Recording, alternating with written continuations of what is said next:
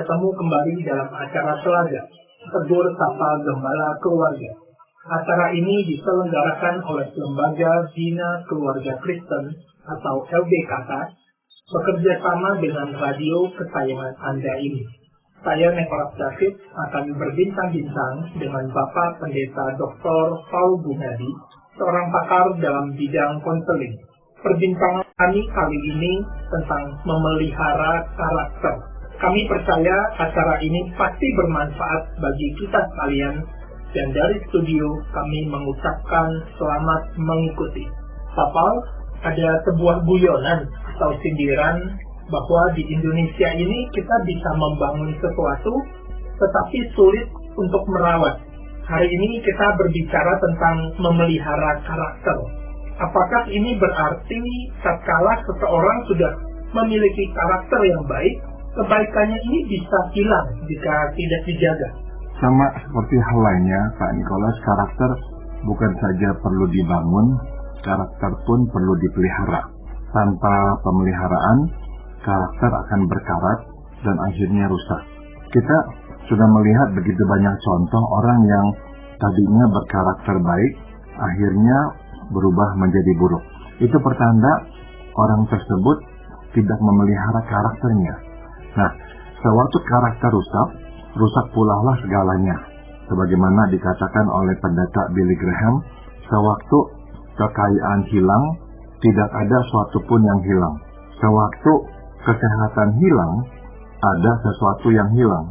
Sewaktu karakter hilang, segala sesuatu pun hilang. Nah, di dalam bahasa Inggris, kutipannya adalah when wealth is lost, nothing is lost. When health is lost, something is lost. When character is lost, everything is lost. Kutipan dari pendeta Billy Graham ini sangat menginspirasi. Pada umumnya manusia menganggap hal terutama dalam hidupnya adalah kesehatan. Di sini karakter ditempatkan di atas kesehatan. Jika karakter begitu krusial dalam hidup seseorang, bagaimana kita bisa memelihara karakter-karakter baik yang telah kita bangun? Pertama, memelihara karakter dimulai dengan kesadaran bahwa kita belum tiba di tempat tujuan. Maksud saya, kita harus selalu mengingatkan diri bahwa Tuhan masih belum selesai dengan diri kita, dan bahwa selama kita hidup, kita masih harus bertumbuh. Ibarat bangunan, kita adalah proyek Tuhan yang belum selesai. Kita masih lebih dapat mengasihi, kita masih lebih dapat murah hati, kita masih lebih dapat berani mengakui kesalahan, dan sebagainya.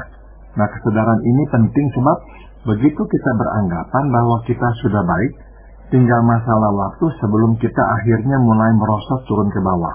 Tuhan tahu hal itu, sebab itulah Ia senantiasa menghadirkan situasi demi situasi untuk mengingatkan bahwa kita belumlah seperti yang Ia kehendaki, dan bahwa kita tidak sebaik yang kita pikir. Dari pihak kita, seyogianya lah kita memelihara kepekaan sehingga kita dapat membaca dan mendengar bisikan Tuhan. Lalu bagaimana Pak Paul, orang yang sudah punya karakter baik ini bisa peka bahwa dia masih harus bertumbuh? Untuk tetap peka, penting bagi kita untuk memelihara hubungannya erat dengan Tuhan, Pak Nicholas, dan itu diperoleh lewat pembacaan dan perenungan firman-Nya dan ketaatan pada pimpinannya. Kita harus menjaga disiplin untuk tidak berhenti membaca dan merenungkan firman Tuhan, sebab Tuhan berbicara melalui firman-Nya. Sewaktu kita merenungkan firman Tuhan, di saat itulah Roh Kudus membisikkan ke hati kita hal-hal apa yang dikehendakinya, dan makin kita menaati suaranya, makin peka dan jelas kita mendengar suaranya berbicara ke sanubari kita. Firman Tuhan di Filipi 3 ayat 12 hingga 14 mengingatkan, bukan seolah-olah aku telah memperoleh hal ini atau telah sempurna, melainkan aku mengejarnya, kalau aku dapat juga menangkapnya, karena aku pun telah ditangkap oleh Kristus Yesus. Saudara, aku sendiri tidak menganggap bahwa aku telah menangkapnya, tapi ini yang kulakukan, aku melupakan apa yang telah di belakangku dan mengarahkan diri kepada apa yang di hadapanku dan berlari-lari kepada tujuan untuk memperoleh hadiah, yaitu panggilan surgawi dari Allah dalam Kristus Yesus. Tuhan belum selesai, Ia masih terus memahat karakter kita, maka kita pun tidak boleh menganggap diri cukup baik. Selalu ada ruang untuk kita bertumbuh. Jadi kita tidak boleh cepat puas dengan apa yang telah kita capai, dan sepatutnya terus mendorong diri untuk bertumbuh. Apakah ada aspek lain yang perlu kita awasi dalam upaya kita memelihara karakter ini? Untuk memelihara karakter, kita mesti memfokuskan perhatian pada apa yang tidak seharusnya, dan bukan hanya pada yang seharusnya. Maksud saya, bukan saja kita memfokuskan pada membangun dan memelihara apa yang baik, kita pun perlu memfokuskan pada apa yang tidak baik yang ada pada diri kita. Mohandas Gandhi berkata, tidak seorang pun tanpa salah, bahkan orang-orang yang paling rohani sekalipun. Mereka menjadi orang yang rohani, bukan karena mereka tanpa salah, melainkan karena mereka menyadari kesalahan mereka. Mereka berusaha melawannya, mereka tidak menyembunyikannya, dan senantiasa siap untuk memperbaikinya. Dalam bahasa Inggrisnya, there's no one without fault, not even men of God. They are men of God not because they are faultless, but because they know their faults. They strive against them, they do not hide them, and are ever ready to correct themselves. Dengan kata lain ya, kita memelihara karakter dengan cara terus memperhatikan kelemahan diri, dan bukan hanya dengan cara memperhatikan kekuatan kita. Suatu kita mengabaikan kelemahan diri, itulah saat di mana kita mulai lengah dan membuka diri terhadap kejatuhan. Kita memelihara karakter bukan saja dengan cara membangun karakter yang baik, tapi juga dengan cara mengikis karakter yang tidak baik. Itu sebab kita tidak boleh mengabaikannya. Nah, pada umumnya kita tidak mau memperhatikan kelemahan diri sebab kita tidak suka melihat kelemahan diri kita. Kelemahan diri mengingatkan kita akan diri yang tidak kita sukai, akan masa dalam hidup ini di mana kita terpuruk, dan akan perlakuan orang terhadap kita yang tidak baik gara-gara kelemahan diri ini. Memang tidak menyenangkan mengingat kelemahan dan kegagalan, tapi itu perlu. Melupakan kelemahan sama dengan menyambut kejatuhan. Firman Tuhan di 1 Korintus 10 ayat 12 mengingatkan, sebab itu siapa yang menyangka bahwa ia teguh berdiri, hati-hatilah supaya ia jangan jatuh. Boleh dikatakan pada saat karakter kita tampak menawan, kelihatan sangat baik, justru kita mudah melupakan bahaya, dan oleh karena itu seharusnya kita senantiasa diingatkan akan ancaman dosa dan kelemahan kita. Berkali-kali Tuhan Allah lewat hambanya Musa mengingatkan Israel untuk tidak berdosa.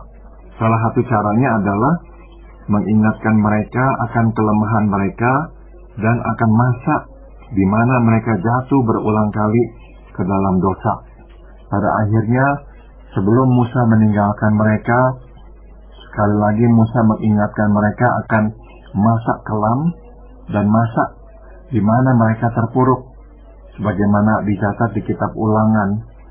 Salah satunya adalah Ulangan pasal 9 ayat 7. Ingatlah, janganlah lupa bahwa engkau sudah membuat Tuhan Allahmu gusar di padang gurun, sejak engkau keluar dari tanah Mesir, sampai kamu tiba di tempat ini, kamu menentang Tuhan. Nah, Tuhan ingin kita mengingat kelemahan kita, bukan untuk membuat kita dirundung rasa bersalah dan terus terpuruk di dalam lubang kelemahan. Bukan. Tuhan ingin kita mengingat kelemahan kita supaya terus berjaga-jaga dan tidak lengah. Tuhan tidak mau kita jatuh kembali. Ia terlalu sayang kepada kita untuk melihat kita jatuh ke dalam dosa. Tuhan tahu betapa merusakkannya dampak dosa dalam kehidupan kita. Saya lihat di sini ada keseimbangan ya. Di satu sisi memacu diri membangun karakter-karakter yang baik. Di sisi lain tidak lengah dalam mengawasi kelemahan-kelemahan diri agar tidak jatuh.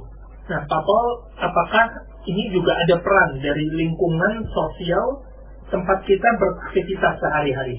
Ada ya, Pak Nikolas. Kita memelihara karakter dengan cara menjaganya dari pengaruh yang buruk. Firman Tuhan di 1 Korintus pasal 15 ayat 33 mengingatkan, janganlah kamu sesat, pergaulan yang buruk merusakkan kebiasaan yang baik. Nah, kata kebiasaan di sini dapat juga diterjemahkan karakter.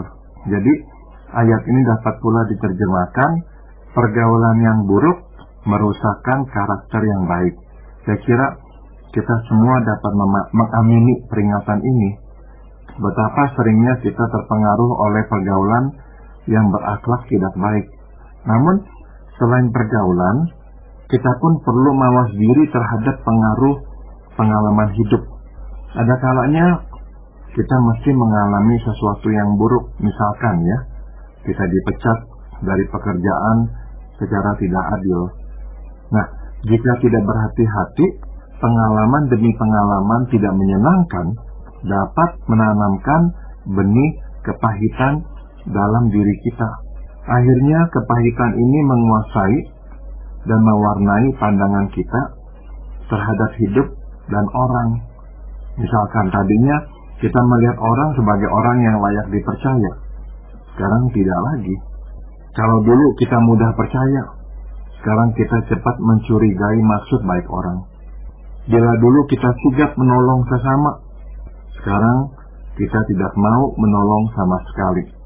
Jika dulu sabar dan pengampun, sekarang pemarah dan pendendam. Mengenai kepahitan hidup ini, mungkin Pak Paul ada kisah dua orang yang sama-sama mengalami sebuah peristiwa tidak menyenangkan dalam hidup mereka. Kemudian yang satu menjadi getir hatinya, namun yang satu mampu keluar dari kepedihannya dan bertumbuh lebih tinggi lagi. Kisah di Alkitab yang mencerminkan apa yang dikatakan oleh Pak Nikolas adalah kisah kehidupan Yusuf.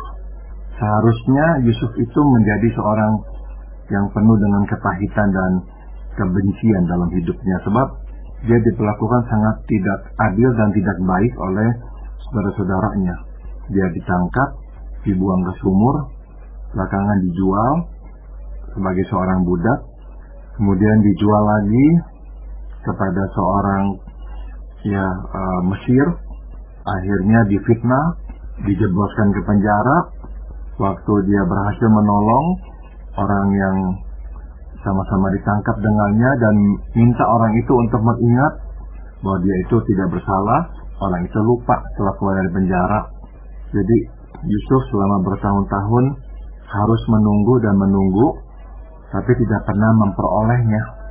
Dia tidak pernah dibebaskan, dia tidak pernah akhirnya dibuktikan tidak bersalah. Namun ternyata rangkaian yang tidak menyenangkan itu adalah pimpinan Tuhan dalam hidupnya. Akhirnya kita tahu dia bisa mengartikan mimpi Firaun dan dianggap menjadi tangan kanan Firaun, dan saudara-saudaranya datang. Nah, untuk mempersingkat cerita, mereka akhirnya pindah ke Mesir mendapatkan pertolongan dari Yusuf. Nah, waktu ayah mereka meninggal dunia, mereka takutan, mereka bertanya, mereka minta kepada Yusuf agar jangan membalas dendam. Tapi Yusuf berkata, apakah aku di tempat Tuhan, di posisi Tuhan? Tidak. Nah, dia berkata, kamu memang mereka-rekakannya untuk yang jahat, tapi Tuhan mereka-rekakannya untuk yang baik. Dengan kata lain, Yusuf melihat pimpinan Tuhan lewat semua ketidakadilan dan hal-hal yang buruk yang menimpanya itu. Nah, jadi kalau kita mengalami hal-hal yang tidak menyenangkan dalam hidup, memang kita harus menengadah, melihat semuanya dari kacamata Tuhan. Dari kacamata Tuhanlah kita bisa berkata, ternyata semua ini adalah pimpinan Tuhan untuk membawa kita masuk ke dalam kehendak-Nya. Kalau kita tidak dapat melihatnya Dari lensa Tuhan, kita akan diisi dengan kebencian, kita akan diisi dengan kepahitan. Nah, akhirnya kita bukannya berterima kasih kepada Tuhan, kita malahan tidak mensyukuri. Bukannya kita baik kepada manusia, kita jahat. Salah satu contoh di Alkitab orang seperti itu adalah Raja Saul. Dia tidak mengingat Tuhan berbuat baik kepadanya. Dia tidak ingat Daud menantunya adalah orang yang setia kepadanya, tapi dia hanya melihatnya yang buruk-buruk. Ya, dia tidak bisa bersyukur. Maka akhirnya hatinya penuh dengan kedengkian. Dia selalu berusaha untuk menghilangkan nyawa Daud. Dia tidak mengingat apa yang Daud telah lakukan baginya. Dia tidak mau melepaskan taktanya meskipun dia tahu itu adalah pemberian Tuhan. Nah, sampai akhir hayatnya Raja Saul menjadi raja yang penuh dengan kebencian, kepahitan. Nah, kita tidak mau menjadi seperti Raja Saul, kita mau menjadi seperti Raja Daud, dan juga kisah yang tadi itu adalah seperti Yusuf. Teladan dari Yusuf ini begitu luar biasa ya. Boleh dikatakan Yusuf berada dalam lingkungan yang tidak kondusif dan pengalaman hidup dia begitu pahit. Tadi Pak Paul katakan bahwa keyakinan bahwa Tuhan berada di balik semua peristiwa itu membuat Yusuf mampu bertahan. Betul. Jadi pada saat itu sebetulnya masa penentuan bagi Yusuf. Kalau Yusuf tidak berhasil melihat masalah hidupnya, ketidakadilan, pengalaman buruk yang menimpanya dari lensa Tuhan, dia akan berubah menjadi seorang yang penuh dengan kepahitan dan kebencian dan menjadi orang yang sangat negatif. Nah, dengan kata lain, peristiwa-peristiwa yang dialaminya berpotensi sangat besar mengubahnya, membuat karakternya menjadi sangat-sangat buruk. Nah, tapi karena dia melihatnya dari lensa Tuhan, bukan saja karakternya tidak menjadi buruk, malahan karakternya menjadi baik. Dia tidak membalas saudara-saudaranya, dia mengampuni mereka, dia mengundang mereka datang untuk tinggal bersamanya. Jadi benar-benar dia itu membalas kejahatan dengan kebaikan. Nah, itu pertanda karakter Yusuf bukan saja sama, karakter Yusuf malahan bertumbuh menjadi begitu indah. Untuk memelihara karakter ini, tadi Pak Paul ada angkat bahwa kita juga harus memperhatikan kelemahan diri kita. Dalam pribadi Yusuf, apakah dia juga berusaha mengatasi kelemahan yang ada dalam dirinya? Dan kalau ada, apa itu yang dia berusaha perjuangkan untuk dia bisa lepas dari itu? Kita memang tidak tahu dengan pasti ya Pak Nicholas, tapi kita bisa menduga, yaitu Yusuf memang karena diperlakukan begitu istimewa oleh ayahnya, akhirnya ya sedikit angkuh, sedikit mementingkan diri. Meskipun dia adalah seorang pemuda yang sangat-sangat bertanggung jawab. Ya, jadi kita melihat dia itu orang yang bertanggung jawab. Misalkan waktu ayahnya menyuruh dia mengantarkan persediaan makanan kepada saudara-saudaranya. Nah, waktu dia sampai di sana, saudara-saudaranya sudah pergi ke kota yang lain. Nah, dia bisa pulang karena berkata mereka sudah pergi. Ya pasti ya, sini Yakub akan mengerti. Tapi dia nggak pulang. Dia bertanya kemana mereka pergi. Kemudian Yusuf menyusul. Dia memberikan persediaan makanan itu kepada saudara-saudaranya. Dengan kata lain, dia bertanggung jawab. Ini karakternya yang baik. Dari kecil, anak ini anak yang bertanggung jawab. Memikirkan saudara-saudaranya mau melakukan tanggung jawab dengan sebaik-baiknya. Tapi juga saya duga ada sedikit kesombongan. Makanya waktu dia bermimpi, seolah-olah semuanya itu akan menyembah dia. Nah, itu yang dia sampaikan kepada semua, baik itu ayahnya maupun saudara-saudaranya. Nah, mungkin kalau kita ini dalam posisi Yusuf, kita tahu kakak-kakak kita itu nggak senang dengan kita karena kita kok diperlakukan istimewa oleh ayah kita. Ya, kita lebih berhati-hati dah. Jangan ngomong cerita mimpi-mimpi yang menambah ya kemarahan kakak kita kepada kita. Tapi ya Yusuf seolah-olah nggak pusing gitu, ya nggak apa-apa, saya ceritain, mau terima bagus, nggak mau terima ya nggak apa-apa. Dan saya duga waktu Yusuf bercerita, dia sebetulnya tuh sedikit banyak tahu mimpi itu adalah tentang dirinya yang akan menjadi penguasa, yang akan dihormati, dan mereka semuanya akan tunduk kepada dia. Tapi sekali lagi, kalau kita jadi Yusuf, besar kemungkinan kita akan berpikir, ya janganlah cerita-cerita, kalaupun ini akan menjadi kenyataan, ya udah saya simpan sendiri saja. Tapi ya Yusuf perlu menceritakan kepada semua saudaranya. Nah, jadi ya kalau saya boleh menduga, saya akan berkata, mungkin itulah kelemahan Yusuf, dia sedikit angkuh. Nah, makanya lewat pengalaman hidupnya yang begitu buruk, dia benar-benar akhirnya direndahkan serendah-rendahnya. Sebagai seorang budak, dia adalah orang yang berdiri di posisi paling rendah dalam masyarakat saat itu. Apalagi di Mesir, dia adalah orang Ibrani, berarti dia itu berada di negara adijaya untuk saat itu, dan dia adalah bangsa yang saat itu tidak ada apa-apanya. Jadi benar-benar dia saat itu berada di titik terendah dalam hidupnya. Nah, makanya mungkin sekali itu juga lah yang membawa dia lebih dekat kepada Tuhan dan membuatnya terus melihat apa yang menimpa dalam hidupnya dari lensa Tuhan.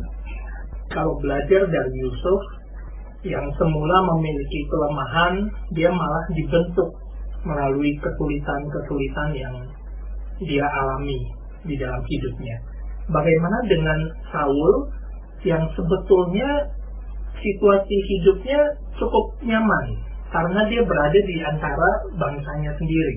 Mengapa dia bisa mengembangkan suatu sikap yang begitu negatif dan semakin menurun, dan akhirnya dia begitu jauh dari Tuhan?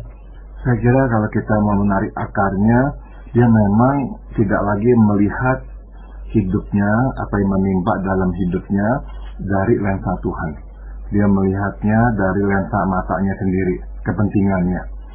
Memang awal-awalnya kita tahu Tuhan memberkatinya, Tuhan memberikan kemenangan kepadanya dalam peperangan, sehingga dia yang tadinya dianggap rendah, diremehkan oleh bangsanya, akhirnya dihormati sebagai raja. Nah, tapi waktu dia itu tidak taat kepada Tuhan, harusnya Saul melenyapkan, benar-benar ya menghukum bangsa Amalek, tapi dia bahkan ya menyelamatkan nyawa Raja Amalek si Agag itu. Nah, akhirnya kita tahu Tuhan marah lewat Samuel. Nah, seharusnya kan Saul sadar, Saul bertobat. Nah, seharusnya pun juga waktu Tuhan mulai berkata kepadanya bahwa kerajaannya akan diambil darinya, harusnya dia terima. Dia tahu ini pemberian Tuhan, dia nggak pernah melamar menjadi raja, dia nggak pernah misalnya ya menurunkan raja yang berkuasa. Jadi dia tahu ini pemberian Tuhan sepenuhnya. Tapi ya tetap aja dia nggak rela melepaskannya. Jadi saya kira akarnya adalah dia gagal melihat apa yang terjadi dalam hidupnya dari kacamata Tuhan. Pastor, kalau bicara karakter ini, apakah karakter seseorang dimulai sudah sejak lahir? Apakah itu dibentuk atau terbentuk oleh lingkungannya?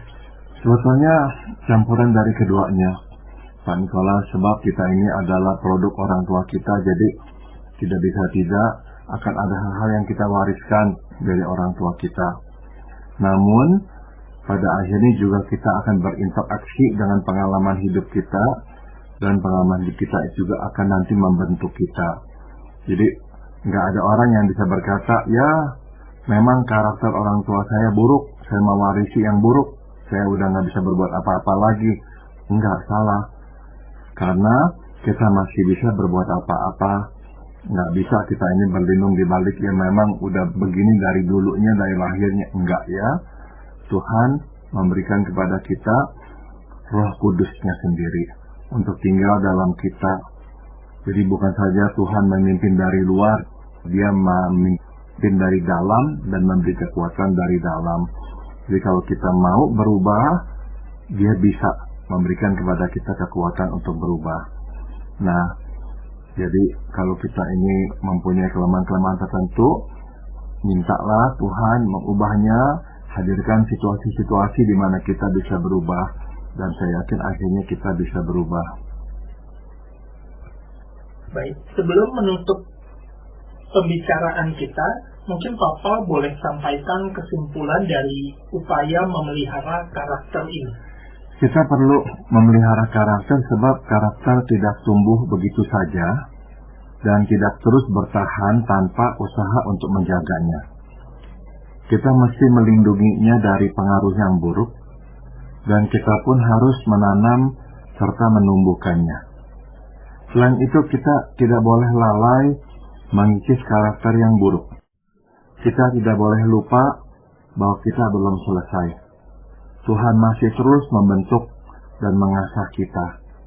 Jadi, minta Allah kekuatan dan pertolongan Roh Kudus untuk terus mengubah dan menumbuhkan karakter kita agar terus menghasilkan buah roh sebagaimana dicatat di Galatia pasal 5 ayat 22 dan 23, yaitu kasih, sukacita, damai sejahtera, kesabaran, kemurahan, kebaikan, kesetiaan, kelemah lembutan, dan penguasa. Para pendengar sekalian, terima kasih Anda telah mengikuti perbincangan kami dengan Bapak Pendeta Dr. Paul Gunadi dalam acara Telaga, Tegur Sapa Gembala Keluarga. Kami baru saja berbincang-bincang tentang memelihara karakter. Jika Anda berminat untuk mengetahui lebih lanjut mengenai acara ini, silakan menghubungi kami melalui surat ke Lembaga Bina Keluarga Kristen atau LPKK, Jalan Cimanuk 56 Malang. Anda juga dapat mengirimkan email ke telaga@telaga.org. Kami juga mengundang Anda mengunjungi situs kami di www.telaga.org. Saran-saran, pertanyaan, serta tanggapan Anda sangat kami nantikan. Akhirnya dari studio, kami mengucapkan terima kasih atas perhatian Anda dan sampai jumpa pada acara